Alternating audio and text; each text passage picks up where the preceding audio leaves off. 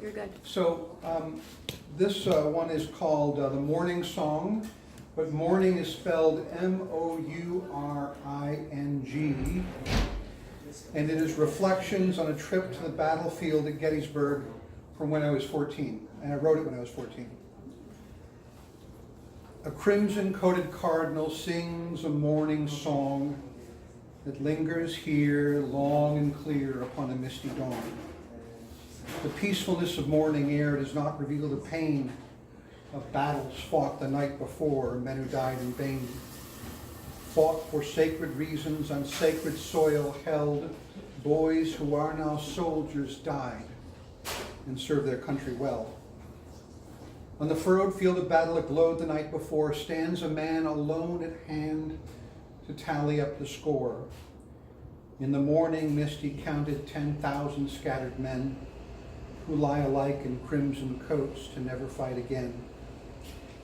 And then he finally realized, standing there alone, what they'd really died for, the truth they'd never known. Their faces were forgotten, and so they shall remain. Together here as allies, brothers just the same.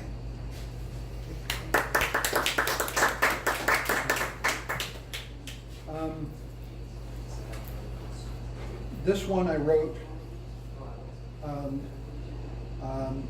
the day of the birth of my second son, Jason. It's called Tell Me About the Eyes of God. Tell me about the eyes of God. Are they brown or blue, and do they sob? Describe the moment, the beginning of life, that burst of energy, flash of light. Tell me about the very beginning. Tell me all the truth about sinning. Tell me about the warmth of the womb. Tell me before you forget too soon. Tell me of your vanquished foes that only time and future knows. Did you bring his story to this place? Can you still see your Maker's face? For all the vexing mysteries of man, you hold the answers close at hand. Long before you learn to speak, you will forget the truth we seek. Now all the pictures fade to gray as journey turns from night to day. It's time to rest. Sleep well, my son. One story ends and one's begun.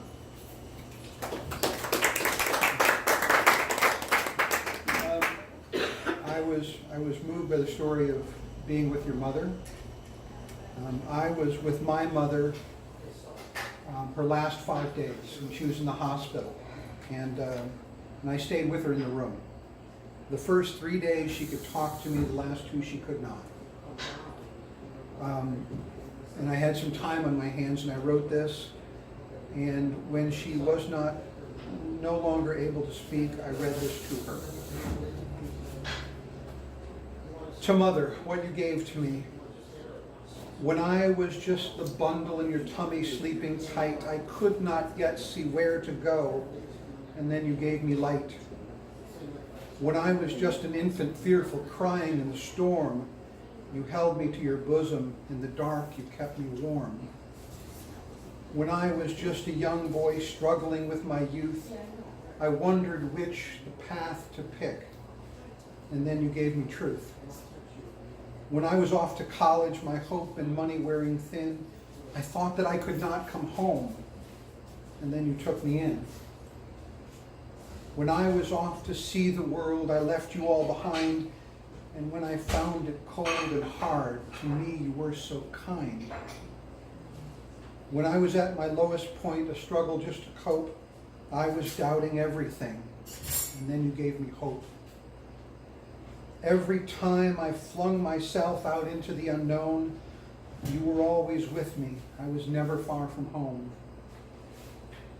And when you are not with me now, you're never far away. I feel the warmth, the hope, the love, every morning, every evening, every day.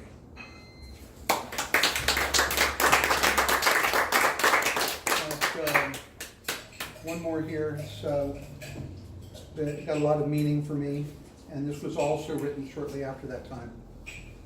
It's called 5 minutes. If all you had was everything, and everything to give, how would you spend your bounty with 5 minutes left to live?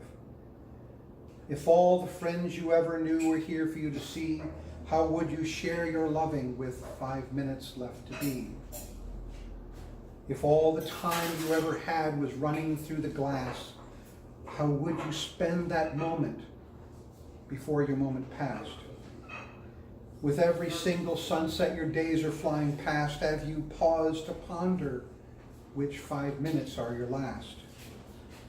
The moment that you realize your life is here and now, you'll not wonder how to honor it, you'll understand just how.